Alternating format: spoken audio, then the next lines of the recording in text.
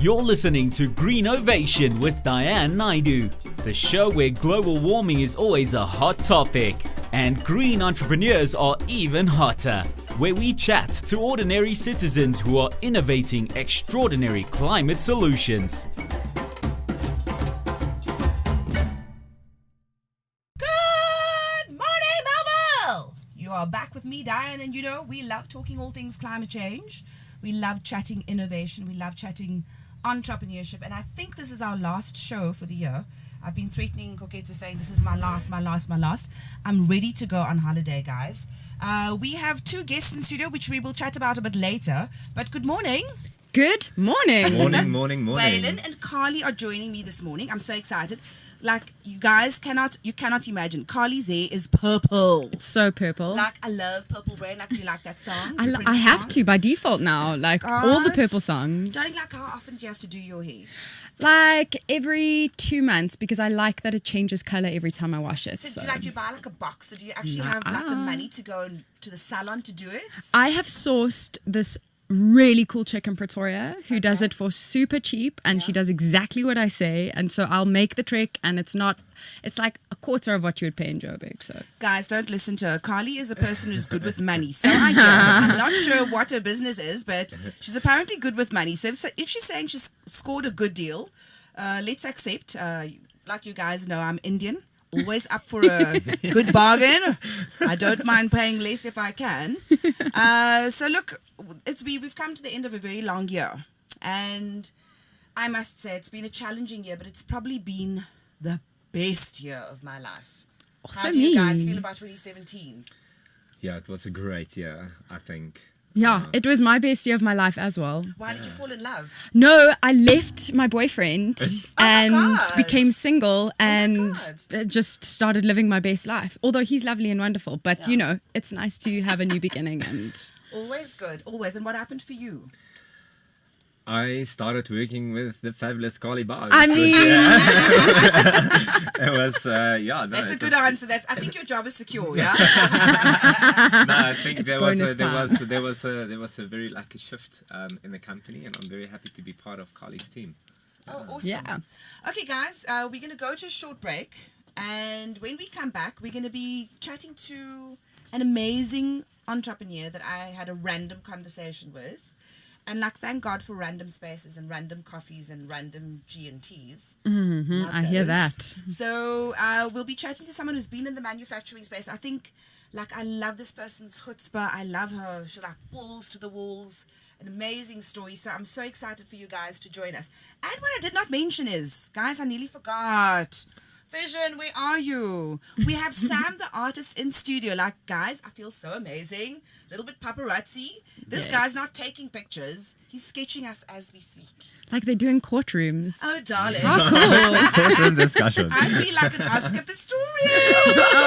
I didn't say that. I didn't say that. Ad break, please save me.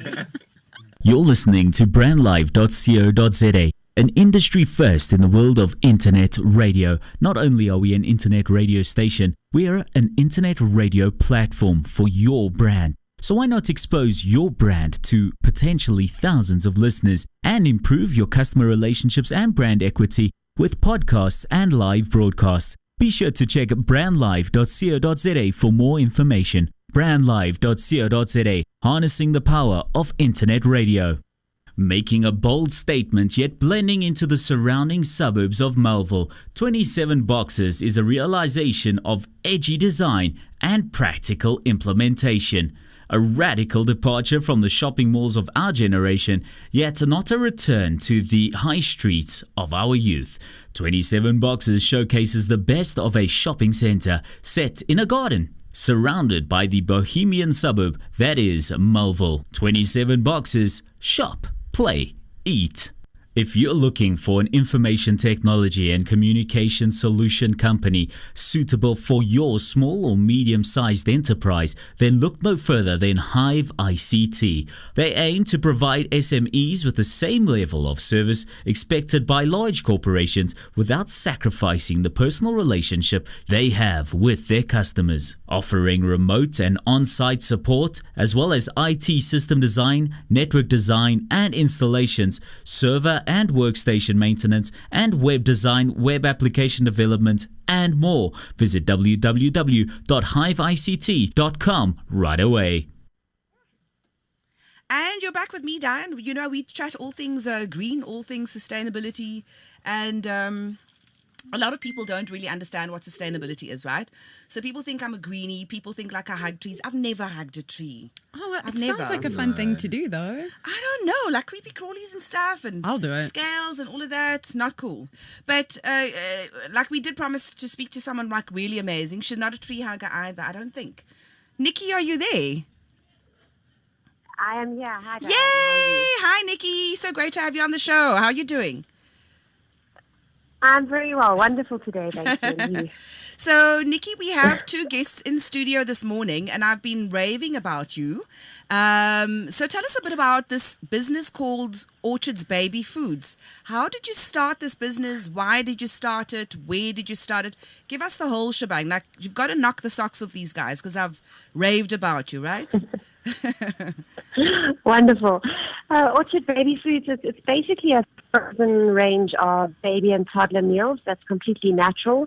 So we cook it as you would cook your meals in your kitchen. Fresh chicken breasts, loads of fresh herbs, basil, rosemary, fresh vegetables, and we combine it all and we package it and we freeze it.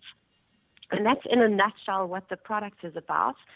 There's nothing artificial added to the product, so no flavorants, no preservatives. So that's the actual product that we retail. And the journey started it feels like many years ago. In about You're not that old. 2010. Nikki, I've seen you. You're not that old. You can't say many, many years ago.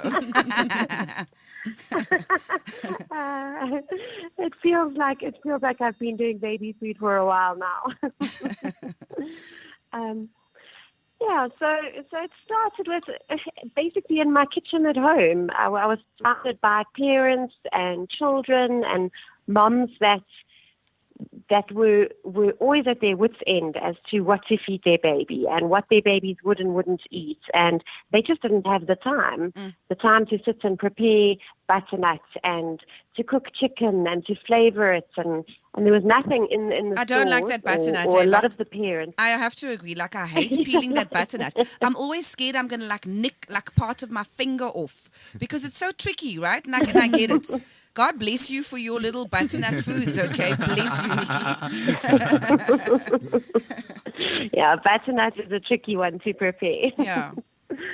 But, yeah, it's just been a journey that started with a love and a passion for children. I've always been involved with children. My background is from preschool teaching. So I had a playgroup at home, and I very quickly found out what babies did and didn't like eating with the playgroup at home because I used to cook them lunch. And some of the moms, even the kids that weren't in the playgroup, their brothers and sisters would come with to fetch just to eat the lunch at the playgroup. Score. So it was always cooking, and with a little bit of a European background where big family occasions and everything surrounding food. Yeah. My gran would always everything to do with food. Big feasts, we were always cooking or baking or doing something in the kitchen. So between my dad and my gran, it was just always cooking. And then as I got older, just spending a lot of time with children and parents, and you realize that the options were very limited when I started the business. Options for in terms what of parents what kind could of find food? really. What were you when you talk about options? Are you talking about the fact that you could? I'm not sure if I'm supposed to mention this, but like you only get Purity Foods, right? Like all that I know is Purity Foods, baby foods. That's all that I know about. So. There is a bit of a wider range at the moment. Look, in 2010 when I started, there wasn't as many. You do get a few more now, but your options are still very limited. And the kids might not particularly like that brand or that taste or or there's It not looks enough gross to me. variety, It so they looks get like tired hell. I of won't eating the lie. same meals all the That time. food doesn't look good. That food just I think doesn't. it's quite tasty, some of them. Have you You've had the eaten pear that one? food? Yeah, there's like a whole diet on Like that. pear puree is cool, darling, but like for the rest of it, when you can drink like a chicken meal, a chicken pie, Okay. no, darling, not cool. No. Drink a chicken pie. No. But now, Nikki, here's the big question. Here's the rather interesting question that I want to ask you that I'm sure that our listeners are interested in. So when you started this business, like, let's cut to the chase. What kind of money did you start this business with? Was it just a dream in your heart and your heart on your sleeve, or what did you start this business with, and how did you get started? Getting started, I took it very, very, very slow. So, like I said, I basically started in my kitchen, cooked 10 meals for a mom down the road and delivered that. So Okay. we started off very, very slowly. I think the most amount of fun that I had was unpacking my first order of proper commercial cooking utensils and Yay. equipment. Love My cooking pots stuff. and Yeah. proper gas burners, and Awesome. I'll never forget getting my big blender. So it's been a very slow journey. I didn't decide, okay, we're going to start this business and Yeah. we're going to throw millions into it and Yeah. let's go. Yeah. I was very, very fortunate to meet up with the owners of Baby City, and the regional manager, who's now the national manager. He's given me and provided me with so much guidance, and his words were, let's start with 1 or 2 stores. Let's start it off small, let's grow it slowly, and let's see how it goes first. And I took his advice, and we did it like that. So we didn't throw massive amounts of capital into it at first. When the need started arising, where we needed to add on another 10 stores, or I needed freezers for this, or more equipment, then we started talking more seriously about capital funding and that sort of thing. But like, Nikki, I find it like so cool. So I randomly have a conversation with you over a random, I think it was gin and tonic. And I'm just saying, I have to laugh about it, but it's so amazing that I was sitting there in the same space with a person I had no idea has gone up against these big brands in a very niche market. And for me, that you started like sort of in 2010 and you've way past or way surpassed that mortality rate. Like in small business, they fold after 2 years, to the extent that now our startups are still startups after 5 years. So, like, well done to you, chick. Come on, guys. Round of applause for Nikki. Go, Nikki. Power to you, Nikki. Power Thank to you you, very Nikki. much. Like, you Thank you. have to be a magical unicorn, because the ups and downs of entrepreneurship, I always say, it's such a lonely journey.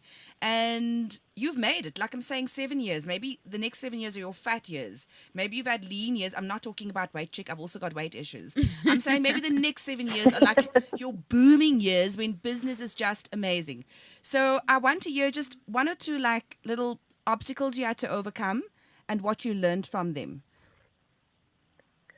Obstacles, definitely. I suppose everybody says cash flow is king, and coming from a background where I'd never really run a formal business, taking it from something that was very small and I suppose intimate. You're working intimately with your suppliers, with your staff and everything, and then you get to this point where it suddenly dawns on you that what everybody's saying, cash flow is king, it really is that is the crux of the business. So I think you only really learn that also by practically being involved with the running of every single day's expense, Yeah. the printing, the invoices, every single last thing. Then you find out exactly what that means. Decision making, I think about that a lot, because you make these massive, massive decisions and you don't know whether it's going to be the right decision or the wrong decision, whether it's a decision with your packaging or your marketing or an ingredient, let's say. And you think, is it going to work or isn't it going to work? It could be something so small and it could make a massive difference to your sales and your sales increase. And you won't know. I've kind of figured out it takes at least 6 months to get the public's reaction from anything that you do. So you make a decision and you think, okay, well, let's wait 6 months and see. But now, who's your happens. public? I have to ask. So, like you were talking about the packaging. So, do you have to please the mums who are buying it or the babies? Do you put all these little tubs of foods in front of the babies and you judge from their reaction? Are they smiling? Are they crying? Are they running away in horror? Who has to like the packaging? Both because it has to. It's definitely a bit of both because it has to be appealing and convenient and user-friendly for the moms. Yeah. But at the same time, I've had moms saying that when they walk past the meals in the store, the babies will scream and cry. Or if they open the freezer and they see a meal and the baby's hungry, then the baby will recognize it and say, okay, I'm hungry, I want that now. Damn, girl. So I like that. Nikki, you are crazy. Nikki, we've got to wrap now. So I just want to hear from you, a piece of advice for entrepreneurs out there. Like I'm saying, you've shattered the glass ceiling. Literally, the Purity glass ceiling has been shattered. Love it. There's puree on the floor, I'm dropping the mic. But before I drop the mic, please, a word of advice for other entrepreneurs. What is the one thing they need to know as they start out on this journey? There might be some who have reached the 12-month mark. What is your advice to these entrepreneurs? You've just got to stay positive every single day. You can't give up. You've got to roll with the punches and you've got to be versatile. So one day you could be scrubbing the floors, the next day you're invoicing, the next day you're loading pallets and crates. You've just got to be able to roll with the punches and just always keep positive and don't give up on your dreams. Nikki Doll, my heart pumps custard for you. Like you are. One day when I grow up, I will be like you. Thank you so much for joining us on the show. This is not our last interview. And you know where to find me for another round of... Gin and tonics, clearly. I didn't say anything, guys. But have a fab festive season and we'll be in touch soon. I'm very grateful for the opportunity. Thank you, Diane. We love you long time. We're going to a short ad break and we'll be back right after this. The Dramatic Talk with myself, Bongani Drama. Bringing you insightful conversations on the Convo Corner, your latest celebrity news on Dramatainment, and your latest fashion news on Stash and Fade. This is Bongani. And myself, Rose Ratsaga, bringing you your latest news and sports updates. Every Wednesdays, 2 to 3 p.m. Only on www.brandlive.co.za.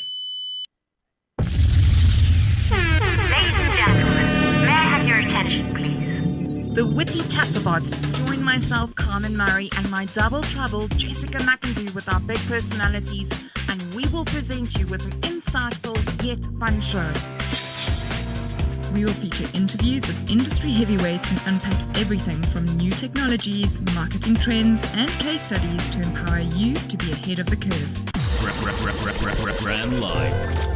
Join us on this exciting journey every Tuesday morning at 10 o'clock and start a conversation on hashtag Witty Show. Hashtag WITEE Show. Thank you. Are you an innovator and solution provider? The Innovation Hub is looking for entrepreneurs in the ICT, advanced manufacturing, bioeconomy, and the green economy sectors. If you have an innovative prototype or startup business which addresses an existing market need and you're predominantly based in Gauteng, we invite you to apply for one of our incubation programs. For more information, visit theinnovationhub.com or call 012-844-0000. The Innovation Hub is a wholly owned subsidiary of the Gauteng Growth and Development Agency. You're listening to brandlive.co.za, an industry first in the world of internet radio. Not only are we an internet radio station, we are an internet radio platform for your brand. So why not expose your brand to potentially thousands of listeners and improve your customer relationships and brand equity with podcasts and live broadcasts? Be sure to check brandlive.co.za for more information. brandlive.co.za, harnessing the power of internet radio. You're listening to brandlive.co.za. Making a bold statement yet blending into the surrounding suburbs of Melville, 27 Boxes is a realization of edgy design and practical implementation. A radical departure from the shopping malls of our generation, yet not a return to the high streets of our youth. 27 Boxes showcases the best of a shopping centre set in a garden, surrounded by the bohemian suburb that is Melville. 27 Boxes, shop, play, eat. Hey guys, you're back with me, but like, darlings, can you hear that track in the background? I am freaking out. It is my summer song. I love it. It is such a good song. Don't you love it? Love it. Okay, here's my confession. Till 2 in the morning, this one's my song. Yeah. This morning, darlings, it's amazing. So, like, for those of you who don't really know what the song's about, it's literally this guy's struggling, okay? He's broke as hell. I was going to say broke AF, darling. But he's broke, okay? He's got no money. But chick he's saying, I really love this chick. I want this chick. I'm going to have this chick. Like this December. And the music videos. This December, I'm going to have that chick. Yeah. Like, I might have nothing, but I'm having her. Living his best life. That music video is lit. It's such a good it's lit. Darling, so this is my song, and it's like December, boss. December. It's December. So, this is what people are generally concerned about at this time of year. And I always say, I believe December is a long month that ends somewhere in the middle of Feb. Yes. Financially. Yes. Like we all know. I don't generally buy Christmas gifts at Christmas time. So I freelance and I do a bit of writing, a little bit of this, and a little bit. So I don't always get paid on time, guys. Mm-hmm. I don't always get paid on time. So I generally finish all of my shopping around about September. Because by then I would have collected a few payments. That's very and I do it forward-thinking then. of you. So I don't spend money around this time. But the nitty-gritty of what you do. The company's called Easy Equities. Listeners, we are chatting to Carly Barnes. She's got the most amazing purple hair, darlings. And Waylon Smith, like a diggy style, and he's got the most beautiful hands. I know, I've been watching his hands all this time. And a beautiful, what do you call this? Is it stubble? Is it a beard? Is it It's a little bit of what do a they beard call going. it? They call it, what do they Just call it? 100% pure man. No, there's something that they call it, but darlings, like, it's amazing. But let's get down to the nitty gritty. Like, you are in the money business. What exactly do you do? So, first of all, I want to say, like you said, I'm really good with money. I'm actually just a real human being, just like you. I don't believe you. I Guys, her hair is amazing. I don't know that she can do it like without being good with her money. I don't buy it. I'm not buying it. So what I do is I'm brand manager for Easy Equities, and what Easy Equities is an online platform where you can invest in any of the shares that you know and love. Now that already sounds intimidating because most people are really freaked out by the idea of investing, right? I like the idea of investing. It's just, but for me, it's just been an idea. Yeah. So tell me where you do your grocery shopping every month. So, like, different places. Generally, like Pick and Pay. Okay. Or the Checkers, like, close by. Okay, cool. Yeah. And who's your cell phone provider? Vodacom. Vodacom, right. Is that the right thing I said? Cell phone? Whatever. Yeah. Service That's the right provider thing, that's stuff, the right whatever. thing. So if you just look at those two things, those are companies that are in your world, right? You have a pretty good understanding of what it is they do. When you get your freelance money every month, you are prepared. She said every month, guys. She was not listening. Okay, I get you. When you get your dollar bills for the work you're doing, you are prepared to give a sizable chunk of that to a Pick and Pay or a Vodacom because you obviously trust the brand and you know it and you're loyal to it. So why not own a piece of that actual business? Okay, how? So if you wanted to, you would like really, it's a grudge purchase. Like every time I buy even a liter of milk, it's a grudge purchase. Well, no, I'm a reluctant shopper. I will not lie. Now every time, if you go into Easy Equities, you can buy 50 rands worth of Pick and Pay shares, and then every time you go and buy that milk, it won't be a grudge purchase because you'll be adding to your own bottom line as a shareholder. No. Hold on. Like 50 bucks. Yes. So that's my piece job money. I can 10 bucks. 5 rand.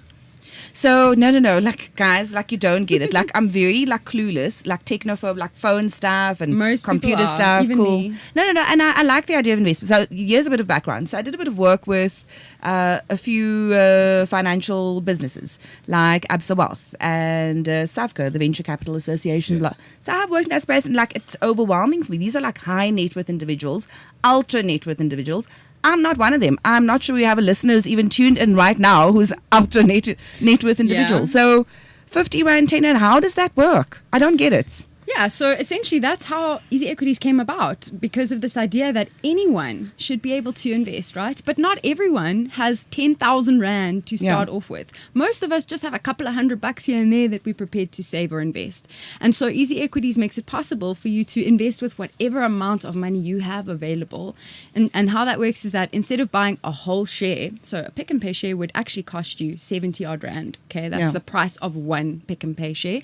But you can buy a piece of that share for 10 Rand or 5 Rand. Do you have to pay every month? Nope. You can make a once-off payment or as often as you like? As often as you like. Once off, there is no minimum amount you have to start with. The fees that we charge, it's just a brokerage cost. It works out to 64 cents per 100 Rand that you invest, which is absolutely nothing. It's the very minimum amount we can charge legally almost. And there is no... My arms are crossed now, darlings. I'm like, cross my arms. No monthly fees, no management fees.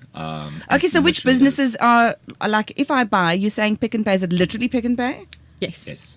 And which other? Well, why don't we talk about like what brands are already in your world? Who do you bank with? Nedbank. You can buy Nedbank. Did I say that out loud? Yes. Nedbank, guys. And then I think it's quite interesting. So the biggest problem a lot of people have, even once they get to the point where they're like, okay, cool, I'm ready to start investing. I don't need $1 million or an MBA in Genius to do that, because there's some way I can do it where it's easy and cheap. Then they're like, okay, but what do I buy? Like, are you for real? Like, what do I buy? So what I said to you is like, start with those things in your world that you like already know. Okay. But Waylon's our basket and bundles guru, and I think he'd be quite interested to hear about that. Is he the diversify guy? Like, diversify your portfolio. Diversify. You know all the words. Ultra net worth, darling. Oh my goodness.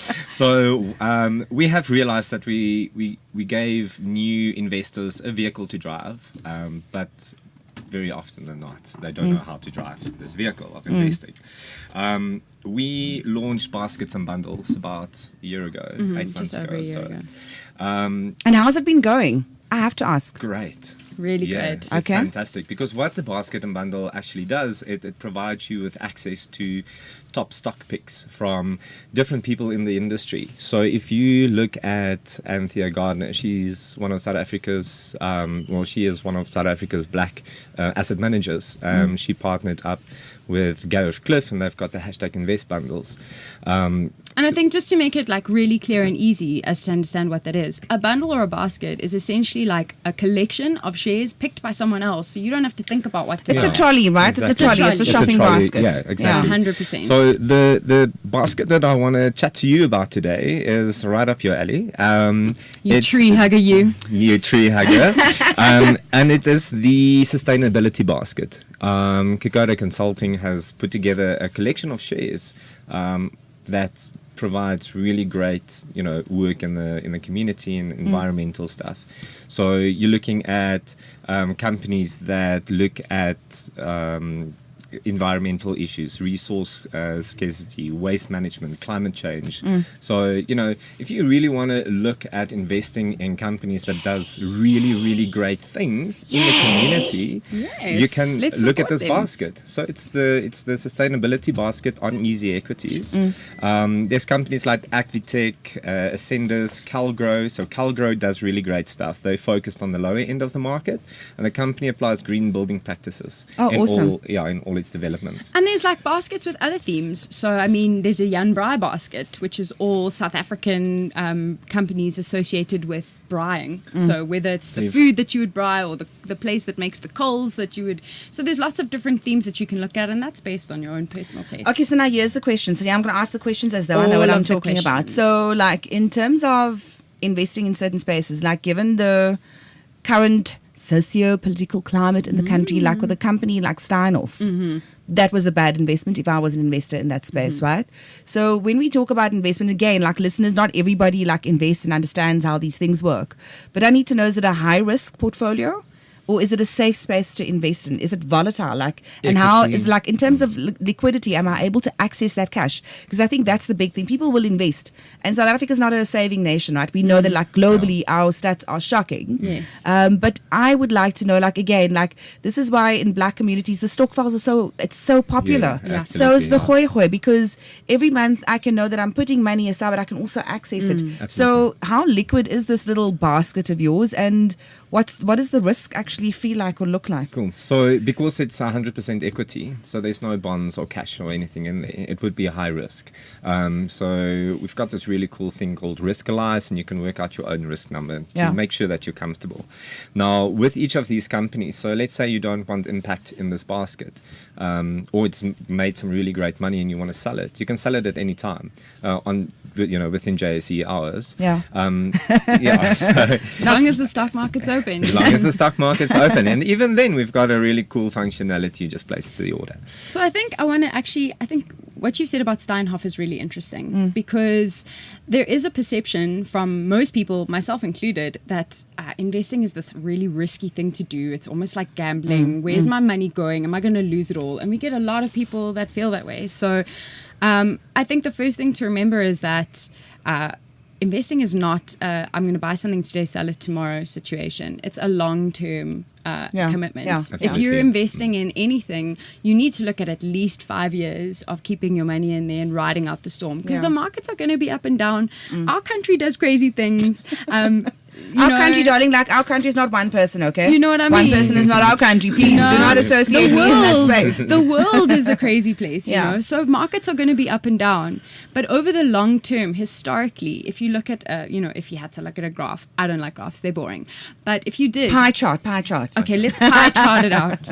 You would see that investing in equities is the best way to grow your wealth over the long term, better than property, better than all of those other asset classes. And so if you can put in your mind, I'm putting this money in and I'm not going to think about it for the next 10 years. Obviously, I'll tweak and keep tabs, but then that's the right attitude to have. And then when it comes to risk, it changes that dynamic, because you're like, okay, I'm prepared to take this amount of risk, but over 10 years. So then, things will even out. Or I'm not comfortable taking risk, so I'm going to take a different approach and invest in an ETF. And a perfect example of that is Capitec, where 10 years ago, their share price was 42 Rand, 43 Rand, and you can sell it today for just under 1,000 Rand.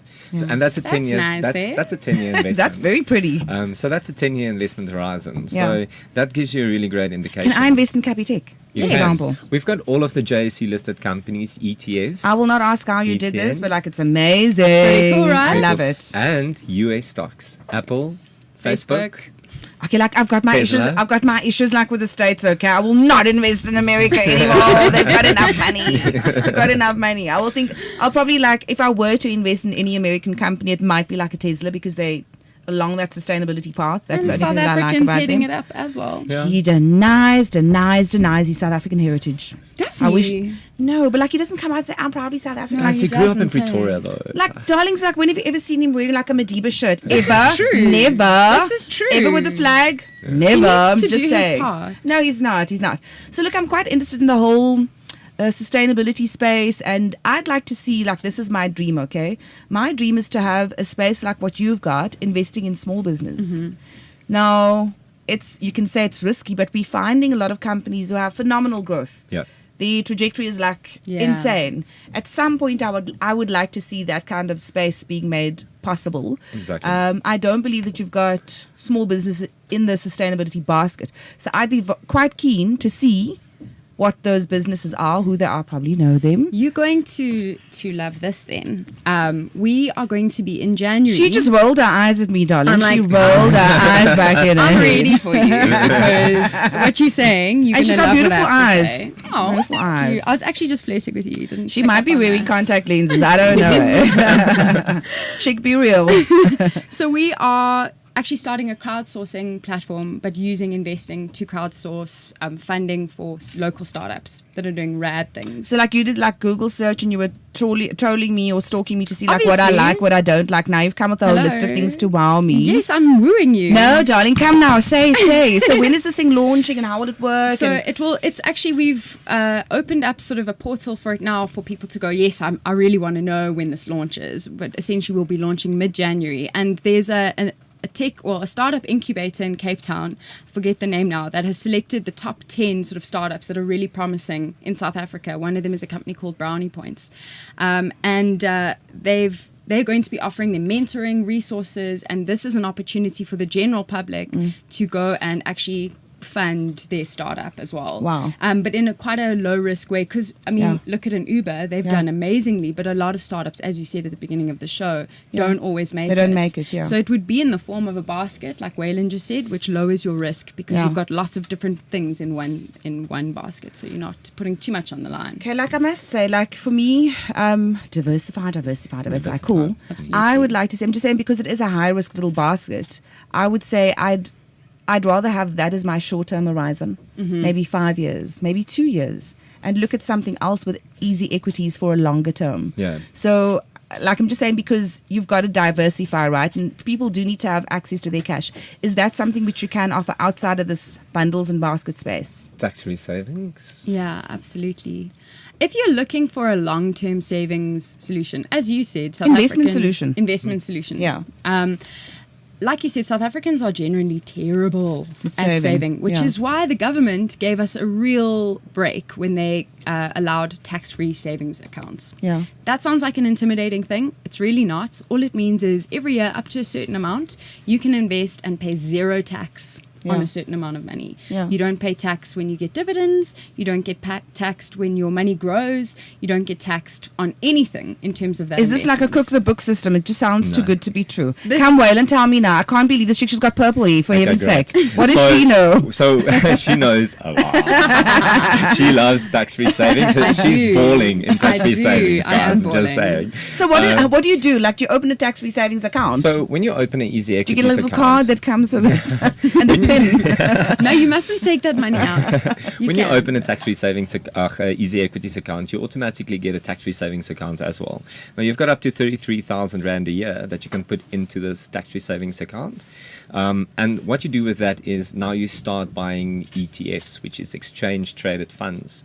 And you build a little portfolio of exchange traded funds. Now we've done some really cool projections. So if you are invested for 15 years and you were able to put in your full 500,000 Rand for that, time period, and you only get like 10% returns, that's like a cool 2.7 million that you can get out tax-free. Yeah. Now, if that was in a normal investment account, you are going to pay a lot of tax. So obviously that you want to use for young kids. If you've got lots and lots of time in the market, tax-free savings must absolutely be your first stop when it comes to investing.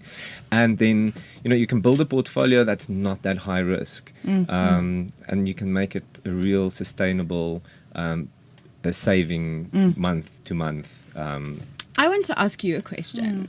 Please don't put me on the spot. I'm going to be so honest. No, please do. I'm so scared. I want you to be. Kids, I'm scared. Save me. Because you're just a normal, like a South African. Like I'm not am. normal. Please, darling, Okay, do you're not insult normal. me. We're both a bit weird. That's cool. Do you know what an exchange traded fund is? No.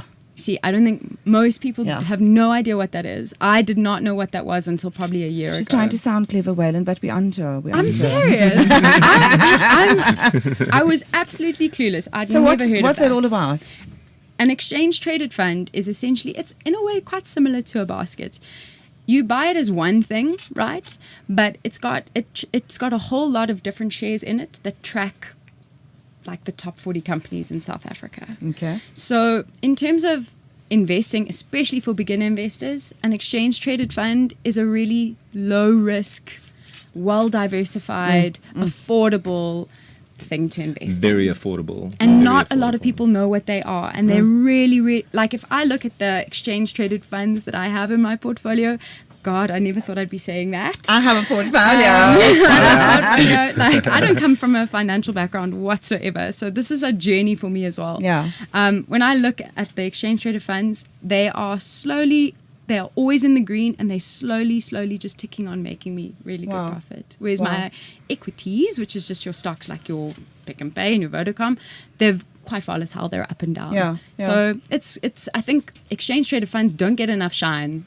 Okay, cool. We have to talk about it some more. Yes. But I think we need to go to a quick break because I want to come back and talk about India. I'm very biased, unashamedly so. We'll come back and talk to Carly and Waylon from Easy Equities after this quick ad break. You're listening to brandlive.co.za.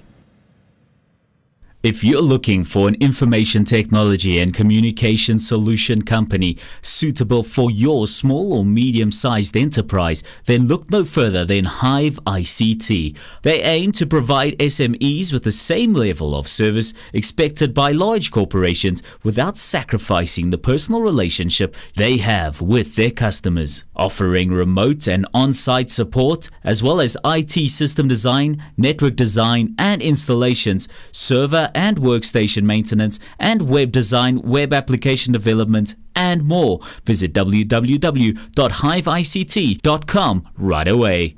Making a bold statement yet blending into the surrounding suburbs of Melville, 27 Boxes is a realization of edgy design and practical implementation. A radical departure from the shopping malls of our generation, yet not a return to the high streets of our youth. 27 Boxes showcases the best of a shopping centre set in a garden, surrounded by the bohemian suburb that is Melville. 27 Boxes, shop, play, eat. Ladies and gentlemen, may I have your attention, please? The witty Tatterbots. Join myself, Carmen Murray, and my double trouble, Jessica McIndoe, with our big personalities, and we will present you with an insightful yet fun show. We will feature interviews with industry heavyweights and unpack everything from new technologies, marketing trends, and case studies to empower you to be ahead of the curve. Brand Live. Join us on this exciting journey every Tuesday morning at 10 o'clock and start a conversation on hashtag Witty Show. Hashtag WITEE Show. Thank you. You're listening to brandlive.co.za. Yes, we are still in Melville. We are still at 27 Boxes. We are still talking investment with Carly and Waylon. During our quick break, we were having a bit of a scanner, which we will continue after the show is concluded. But for now, I want to ask about India. It's probably completely not related to what we had planned to chat about. But for me, India and China were completely insulated, right? Like the last financial global meltdown. For me, I'd be a lot happier to invest in Indian business or in Chinese business than in American business, which is so volatile. I mean, I love the story. Darlings, my family's from India. I have to love the fact that I've been there. It's one of my favorite places amazing, in the right? world. Not even bucket list. It's just the list. It's just amazing. It's the list. So I'd like to see more people investing in countries or economies that are so well insulated, because made in China, sold in China. Made in India, sold in India. We don't have the kind of markets that can be quite insulated, right? And we are commodities-based economy, which is always fluctuating, which is why I don't believe in coal. We have to talk a bit of green. So coal fluctuates, it goes down, but it's always steadily climbing, right? But with wind and solar, you're not paying for anything. You're not paying for anything. So for me, it makes a lot more sense for us to start investing in renewables. So if countries like India and China are going that route, they've obviously, I'm just saying, they're not bad at investing. They're not bad at making trade decisions. There must be something to it. If you I look didn't know at that, actually. That's very interesting. Yeah, and they're sort of leading the way with that stuff. They have to, right? Because they're massive economies. People always say America. America owes China freaking trillions of dollars. I mean, trillions. I can't even say trillions. That's what they owe China. So here's a way that you can actually access that market, again, through ETFs. So you can look at a iShares BlackRock ETF that only tracks that index. So companies that does energy, renewable energy. And I mean, BlackRock is the biggest asset manager in the world. and we've got their ETFs on our platform as Wow. well. So there's different ways of gaining access to that market. Chinese, Indian, emerging markets, anything in the world, basically, that you can think about. There will probably be an ETF for it. Okay. So that's exciting. Like, you know, like people will say, if you are going to invest in Coca-Cola, do Coca-Cola India. Koketsu knows we do not buy Coca-Cola here, okay? We do not support the brand. But just as an example, if you are going to support a global brand or a brand that's been globalized, like locally, then invest in those countries. Like, here's another interesting fact that people don't know. So about 51% of India is rural. Just about the same amount is not even banked. And if this country's economy is ranked in the top 20 globally, imagine if they were banked. So there's an economy that's so, in many respects, so stable. What is it going to take? And it's probably not a question for you. We probably should be asking Chris Hart or one of these Mike Schussler people or Iraj Abedian.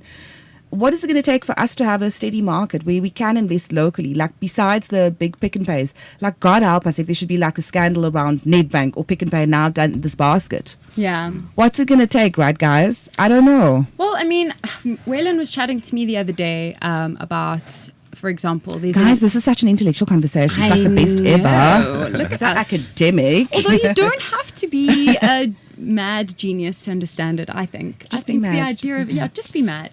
Waylon was telling me about an ETF that is actually that tracks companies in Africa. Is it the Cloud Atlas one? It's the Cloud Atlas ETF. So what this ETF does is it tracks 50 of the biggest companies in Africa, listed companies in Morocco, Egypt, Nigeria, Botswana, Zimbabwe.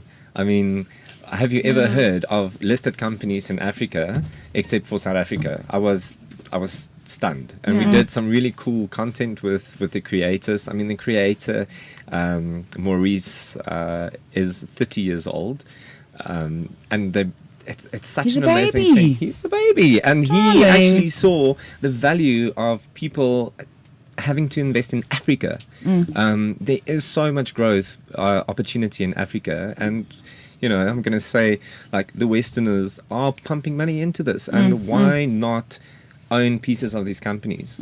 Because it is still developing, like your own home ground. Still developing. So you know, there's one way. Yeah, and I think it's like anything in life, man. If you walk into Sandton City, there's going to be the shops that you want to go to. There's going to be the brands you want to support. There's going to be the food that's your favorite flavor. It's like that with investing.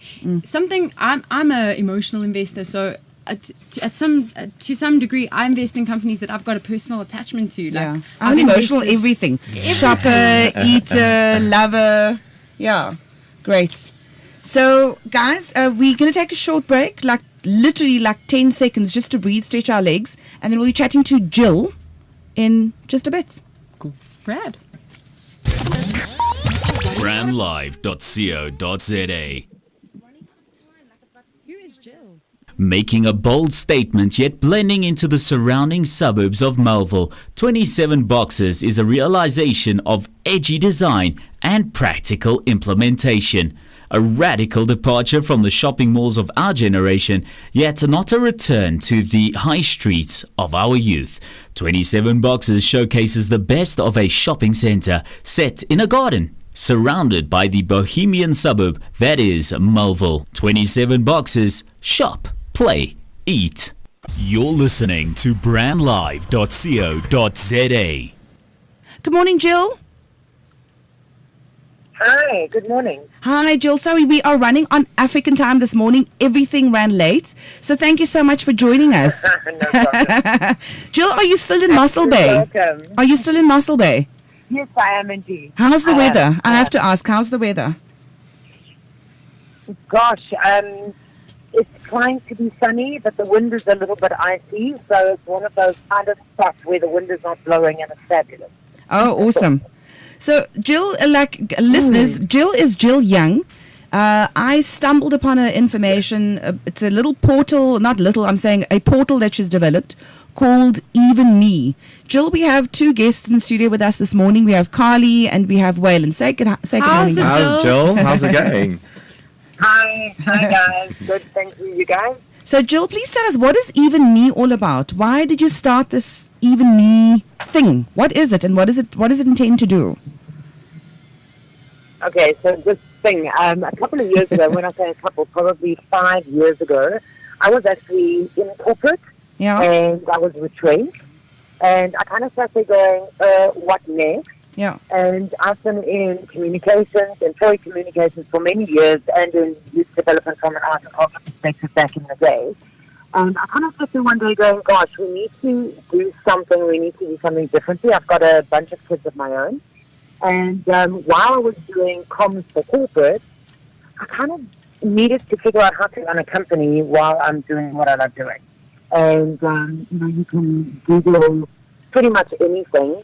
And what was quite real to me at that time was trying to figure out, yes, one, how to run a company, how to get all of your stuff together as an entrepreneur, and you're doing what you're doing.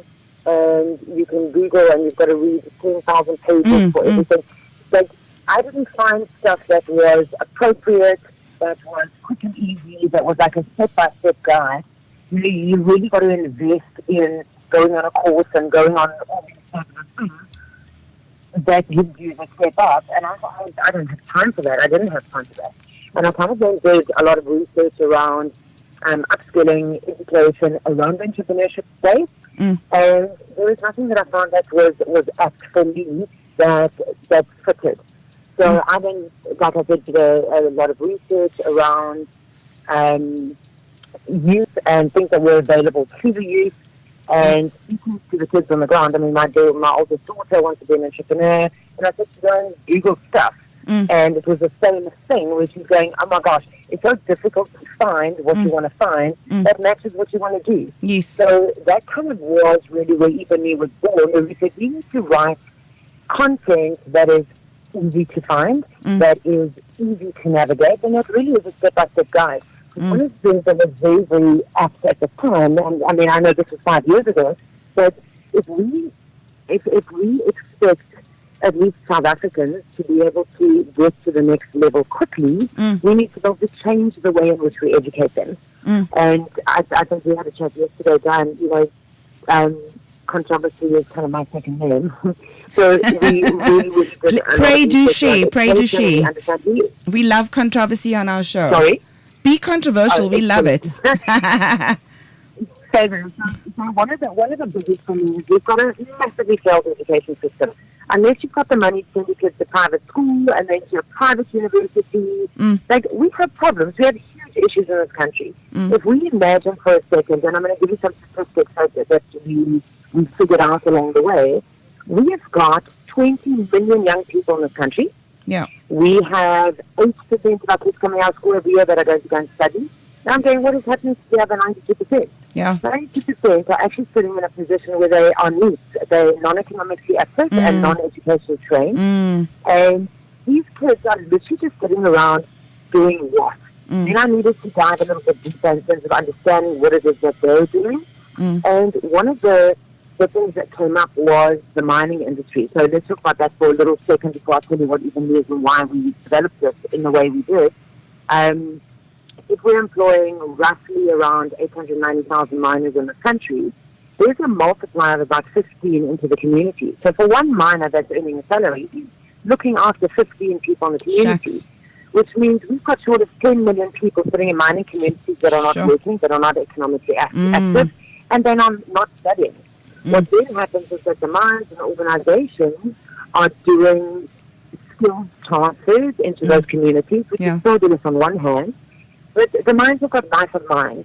And so, if you're really upskilling a community, it's a 15-year process to be able to get the kids through school, the kids to the next level through some kind of skill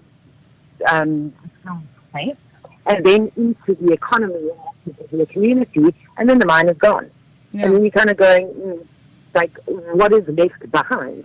Everywhere else in the world, or towns are built on mines, but in South Africa it seems a little bit different.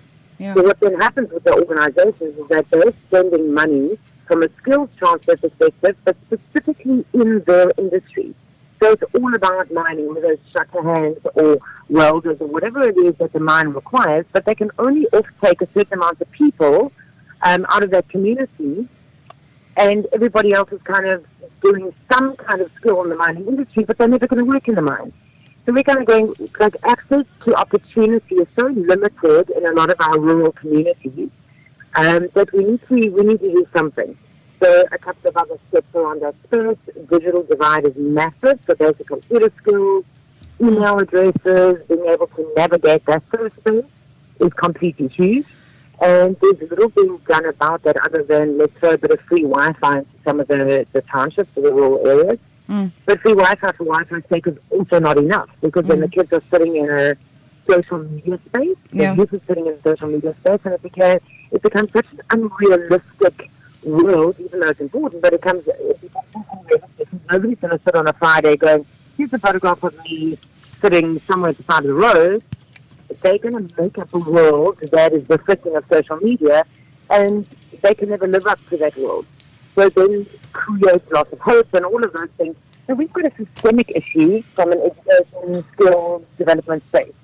So we're saying, if we want to be able to make a change on the ground, we need to be able to do something where the youth are, be able to give them access to opportunity in a wider space, and that runs through your mobile phone. All because, we've got 80% smartphone penetration in this country. Everybody's got a phone. We've got 70 million phones in circulation, and we've only got 50-odd million people in the country. So, everybody that's in that sort of space has got a phone. We need to throw education down that channel. We need to throw skills down that channel. But also not everybody is going to go and put abundant seats into a skills development course or an entrepreneurship course, as much as that's important. But the problem is, and again, there's a little bit of controversy, the problem is you can put somebody in a skills development course and you can get a certificate and everybody's happy because the companies that are paying for those courses, it's a BE scorecard checklist exercise. It's a tick box. We're going upskilled X amount of people. I've literally now got my tax rebates, I've paid my skills levy, etc., etc. But there's a massive gap, and the gap is what happens post the guy having the certificate. They're kind of, unless their companies employing them, they're still sitting in the same space. So we're saying, how do we address that gap? And even means exactly that space. We're addressing the gap of the youth to be able to do something for themselves, create a better version of themselves without having to go and sit at a university, without having to go and sit in a skills course, or doing something that they're railroaded into by virtue of the community that they live in. So it's literally a... sorry? I was going to say, Joel, we definitely need to... I was going to say we definitely need to have another chat with you, but I'd like to have you in studio, because what we'd really like to find out is how are you funding your business? We want to find out how do people connect with you, but we have run out of time. We've got another caller on the line, another interviewee on the line. But thank you so much for joining us. And we hope that we can add some value to what Even Me is doing. And I'll put it out there. I'll put that on the record. Like, we'd love to do an ad for you free of charge on our channel, on our show. So that's what we'd like to do with you. That's the kind of opportunity we'd like to offer to Even Me. But thanks again for joining us all the way from Mossel Bay, listeners. That was Jill Young from Even Me. We'll take a short ad break and we'll be back. You're welcome. Thanks. Cheers. Bye. brandlive.co.za. The Dramatic Talk with myself, Bongani Drama. Bringing you insightful conversations on the Convo Corner, your latest celebrity news on Dramatainment, and your latest fashion news on Fashion Fade. This is Bongani. And myself, Rose Ratsaha, bringing you your latest news and sports updates. Every Wednesdays, 2 to 3 p.m. Only on www.brandlive.co.za. Making a bold statement yet blending into the surrounding suburbs of Melville, 27 Boxes is a realization of edgy design and practical implementation. A radical departure from the shopping malls of our generation, yet not a return to the high streets of our youth. 27 Boxes showcases the best of a shopping centre set in a garden, surrounded by the bohemian suburb that is Melville. 27 Boxes, shop, play, eat. If you're looking for an information technology and communication solution company suitable for your small or medium-sized enterprise, then look no further than Hive ICT. They aim to provide SMEs with the same level of service expected by large corporations without sacrificing the personal relationship they have with their customers. Offering remote and on-site support, as well as IT system design, network design and installations, server and workstation maintenance, and web design, web application development, and more. Visit www.hiveict.com right away. Are you an innovator and solution provider? The Innovation Hub is looking for entrepreneurs in the ICT, advanced manufacturing, bioeconomy, and the green economy sectors. If you have an innovative prototype or startup business which addresses an existing market need and you're predominantly based in Gauteng, we invite you to apply for one of our incubation programs. For more information, visit theinnovationhub.com or call 012-844-0000. The Innovation Hub is a wholly owned subsidiary of the Gauteng Growth and Development Agency. And good morning. We're chatting to, it's the MMC for Economic Development, Ms. Leah Knott. Good morning. Good morning. How are you? Oh, great. We're so great. We're so happy to have you on our show. At last, we've been chasing the city of Joburg for God knows how long to get someone on our station, on our platform, to chat to our listeners about the city's plans, the local economy. But perhaps we start with a very simple question. How have you settled into your new position as Head of Economic Development for the city of Johannesburg? How long has it been now? Well, sort of since the second week of August. So that's relatively new? Yeah, it is. It is. It's a bit of a crazy, time to try and get into the thick of things, but we're managing, and it's been quite exciting to get involved within the department. Yeah. Well, we are really excited. I mean, I attended the City of Joburg's Entrepreneurship Symposium, and there was really a great turnout, and I was really encouraged to see that local small businesses, entrepreneurs, startups are really keen to participate in not only building the city, but contributing towards job creation and skills development. What were your thoughts on the outcomes of this engagement that was held? Oh, no, absolutely. I'm very glad you attended. This was quite an exciting endeavour for us, and it's shaping a lot of our policies going forward. We saw probably around 1,400 entrepreneurs attend the session, so it was quite successful, particularly within Region D, where we had an overflow of the expected amount. And a result of that is we're now integrating innovation desks and job seekers desks into our business hubs that we'll be relaunching from next year.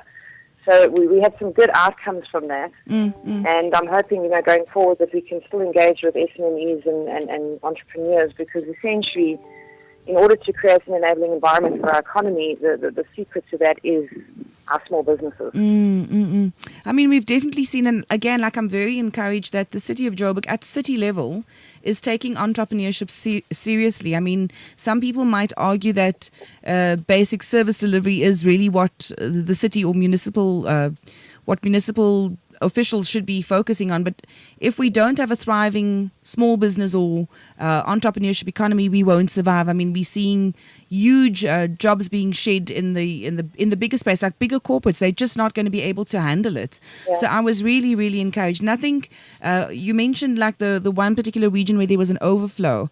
I hopped around a bit, and I went to the one which was focused on clean tech and green tech.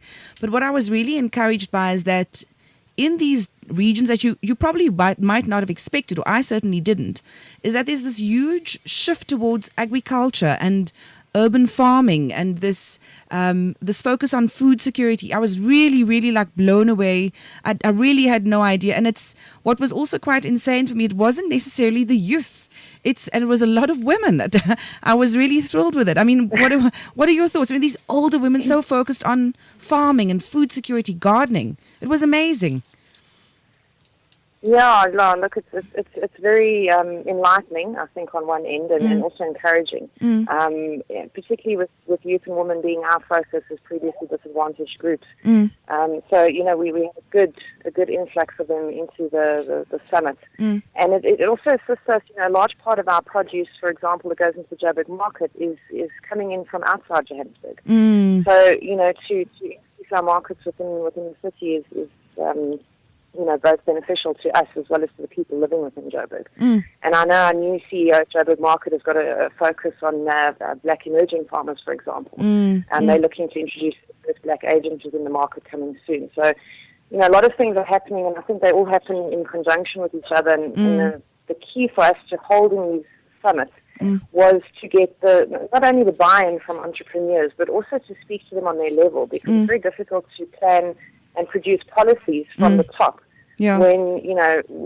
we're government, we're not entrepreneurs. We're providing the service delivery and the enabling environment for the economy. We're not here to try and fix the economy ourselves or to run it per se, but to create that environment where entrepreneurs and businesses can succeed. And this is where your service delivery comes in, because without the service delivery component, we're not going to get business thriving. So they have to work in conjunction with each other. So the focus across the government portfolios has to complement one another. So, with economic development, you've got public safety, you've got infrastructure, environment, you've got transport, you've got all of these health that all complement each other. So without one of them, none of them will work. Yeah.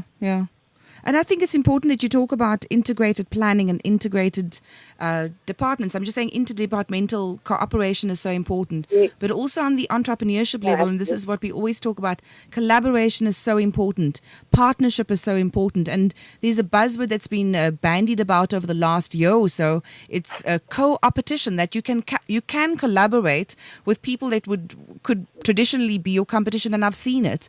So one example is the urban farming project in Alexandra, which was started by an NGO, and they've actually moved these people from subsistence farming, in other words, using consuming what they're growing. They actually supplied Simply Asia. I mean, that's phenomenal that they're one of the top suppliers in terms of fresh produce. So there's one example of where collaboration and partnership definitely works.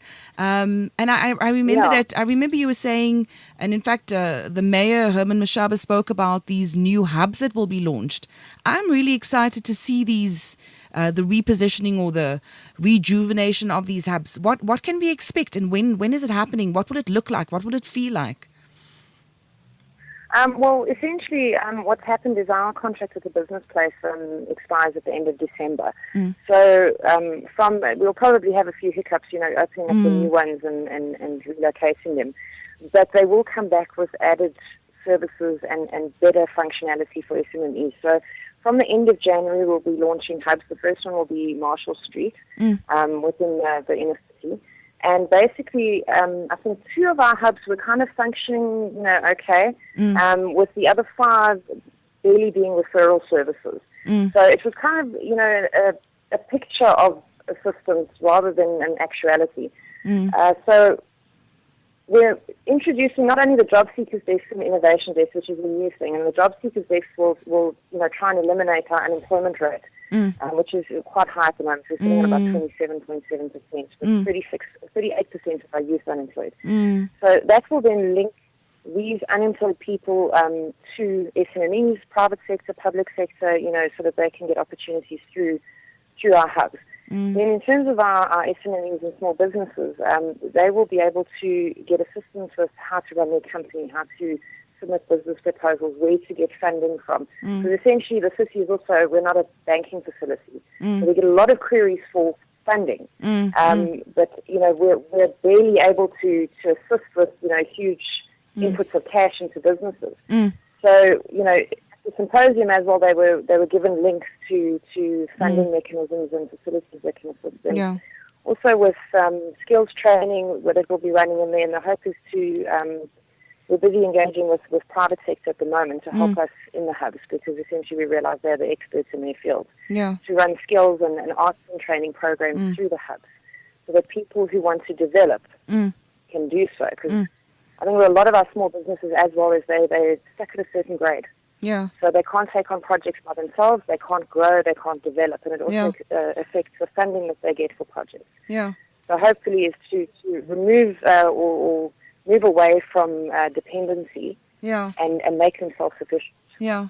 I think that's, in the circles that we, certainly from our perspective, from Greenovation side, we definitely engage with a number of not only incubators, but funding engines. And what we have discovered is this high mortality rate of entrepreneurs within the first 12 months. Some don't even make it to the 12-month mark. And a lot of it is just because of lack of access to information. So I'm really excited that the hubs will be positioned as a space where they can connect to opportunities. And as you say, to alleviate this burden. And I mean, like in my conversations and during the lunch breaks and tea breaks with other entrepreneurs at the symposium was that, you're looking to the city of Joburg to give you contracts when actually there's private sector, there are other opportunities outside of government contracts. I mean, when I speak to expats from the States or from Europe who are living in South Africa, I mean, they find it quite insane that we've got such a huge wage bill as government. It's insane. I think it's probably one of the biggest in the world. Our government employs the most number of people. And I think that's also created this misperception that government now suddenly has to make small business work in the sense of contracts. Yeah, look, I think essentially we need to understand that, government contracts are not sustainable for any business.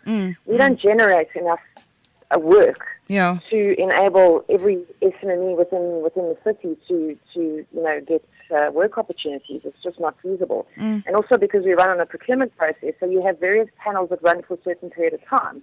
So if you're on a panel for 2 years, then you're off the panel for 2 years. You can't get put back on it. Yeah. So for the 2 years after that, you won't have any opportunities from the city. Yeah. The secret is to engage them and putting them onto a platform where they can engage with the private sector, because that's where your sustainability comes from. Yes. But on another breath, entrepreneurship is also tied very much to failure. And if you meet an entrepreneur, I think 8% of your entrepreneurs have failed. Because that's the nature of the business. If you go to America, where people have failed 5 or 6 times before they've become successful, it's common, it's commonplace. But here we kind of look down on it, which we shouldn't, because you will experience a lot of failures in trying to get new products and innovative ideas into the market. Well, look, I'm so thankful for your time. Am I supposed to address you as Councillor Leah Knott? I'm never quite sure of protocols. Should I say Leah MMC Knott? I don't know. What should I say? No, we're all still councillors, so yes, yeah. Okay, so Councillor Leah Knott. What I really want to say is, look, I'm making this platform available. I would love to chat to you like at least once a month, hear how things are shaping up. And because our show is focused on climate change and innovation as well, so possibly those are conversations we can have in the future.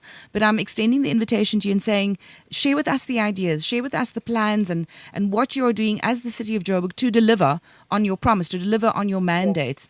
Is there any particular message you'd like to share with our Joburg listeners specifically over this festive season, perhaps going into the new year as entrepreneurs, as small business? Look, I read something yesterday, where they were talking about how, complaints, generate nothing, whereas, solutions are what we should be looking at. So I think, essentially when we're dealing with one another across the private and the public sector, that we need to come up with solutions together. Because we all know the problems, all know what we need to do, we all know what we're dealing with and what issues we're addressing. So what we need are solutions. So, I feel positive engagement between, both from the government side as well as the private sector and from small business, that we engage positively with one another, and that we hold each other accountable as well. I think particularly from the public side of things, and that would be my message. I'd love to actually discuss and talk about what we're doing going forward, because it gives us another platform to keep people informed, which is essentially something severely lacking within economic development over the previous term. Yeah. Well, thank you, Councillor Knott. It's been amazing chatting to you. I look forward to having green economy discussions in the new year. But from my side and from our listeners, we just want to thank you for your time, and we look forward to chatting to you some more. Thanks so much. Oh, no, well, thank you for having me. Awesome. Okay. Stay tuned to Greenovation, the show that gets you talking, keeps you informed on climate change, innovation, and green entrepreneurs who are changing the country, the continent, and the world. Sustainability, innovation, entrepreneurship, just a few of our favorite things. Find out more about us on greenovationsA.co.za. Follow me, Connect, on Twitter at @DD_Naidu now.